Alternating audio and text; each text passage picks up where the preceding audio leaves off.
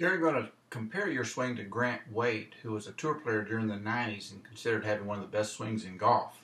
He's now one of the top instructors for tour players. I'm going to begin at the impact position, which is the most important position, because everything the golf ball does, how far it goes, how high it goes, how much it curves, is all based on the laws of physics and motion that exist during that moment of impact. And the club's position at impact is what causes those laws of physics. And your body's position at impact is what determines your club's position at impact. And everything you do prior to impact has the sole purpose of arriving at a fundamentally sound impact position. First, let's look at your weight distribution.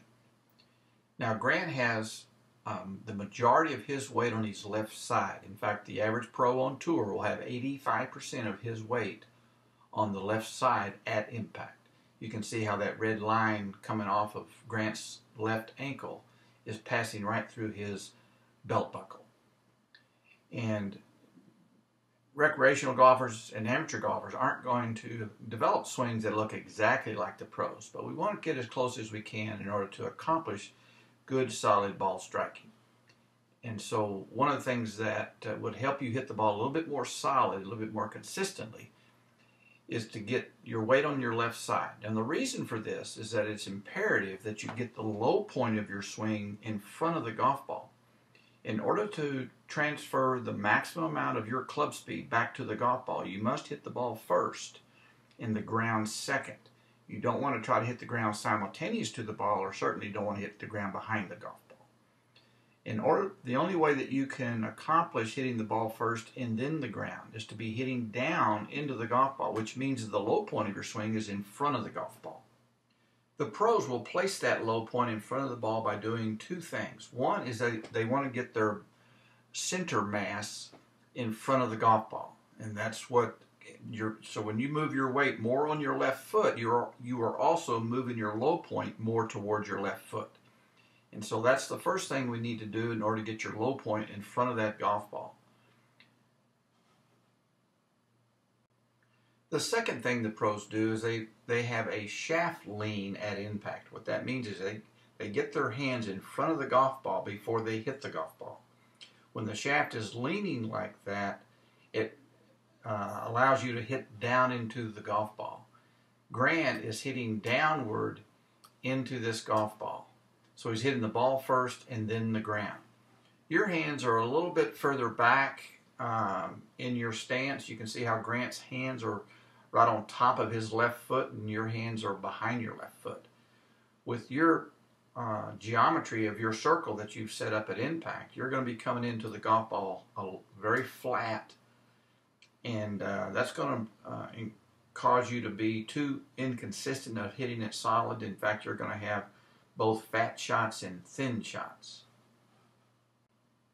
Now let's look at some of the other positions of the golf swing to see what might be preventing you from arriving at a little better impact position. Here we are at the start of the swing, and I really like your setup. You have a little bit more weight on your left foot, just like Grant does, kind of a little mini impact position. Also, you've got a nice straight line and shaft lean at the beginning. Just like Grant does. So you have your hands in front of the golf ball at address. In fact, you have them more in front of the ball at the beginning of the swing than you do at impact. Now, this video of your swing was taken after we actually had started doing some modifications to your swing. I did not videotape your swing before we made these adjustments, so the swing we're looking at is after you had made some changes to try to look more like Grant. And this is one good example here. We are in the 3 position, and you can see how you've kept your weight on that left side. You're just like Grant has. Your left knee is still right on top of that left foot, so that's very good. The thing that I want you to work on the most is cocking the wrist, hinging the wrist upward a little bit more. You're losing an awful lot of power in your club head because you don't load your hands properly and you don't load your hands enough. Grant has almost reached 90 degrees with the shaft in his left arm, and you are still quite a bit short of that. 90 degrees would be about right here. So you need to hinge your wrist a lot more. Also, you do start to break down your elbow. You start to lose that extension in your left arm. And that again is associated with how you move your wrist. It's hard to tell from camera view. I'd have to look at it more up front and close. I think the next piece that you need to work on is how to use your hands properly. I need to look closer at your grip so that you can use the proper pro grip and this will allow you for a more powerful load of the hands, and you can get a lot more club head speed, a lot more power with much less effort when you have the right grip and the right action in your wrist. Here we are at the top of the backswing.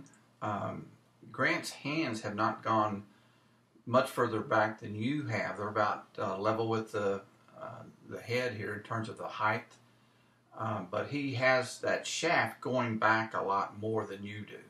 So he has maintained that strong angle in his hands, and he's kept that left arm straight. So again, it's all associated with learning how to use your hands properly. You can learn that in one short session. The only other comment I want to make is regarding your shoulder turn. Now, you're never going to have as much shoulder turn as Grant has, but you could have a lot more shoulder turn than you do presently. But that will be easier to do once you learn how to use your lower body a little bit differently. I would like for this right knee to swing behind you a little bit more. That will release this right hip to allow your hip to turn more. And as you turn your hips more, your shoulders will automatically turn more. And that will give you more power as you strike the ball. So you're going to get some of your power not only from your wrist hinge and unhinging the club into the golf ball, but in your turning of your hips and shoulders more. Here we are on the final position. And you can see how Grant is solidly on his left side. He probably has 90 to 95% of his weight on his left side as he supports almost his entire body mass through that left leg. His back leg has moved up. His knee is even with his left knee. And all of that caused his back foot to come off the ground, and you'll see a very common pro position on the toe of the right foot. You still have a lot of weight on your back foot, but as you learn some of these other moves prior to impact, once you change those, then arriving in with more weight on your left side at the final finish will be much easier. But there is some positive things that can happen by working on this 10th position. Once you can train your body to once you understand this is the final destination, you will do a lot of things before destination that will help you through impact. So going forward, I think what I would want you to focus on the most is I want to get those wrist hinged properly, because once that is done, then we can work on keeping that left arm extended. And then once that's done, we would work on getting your hips to turn a little bit more. And then that makes the other pieces much easier to fall into place.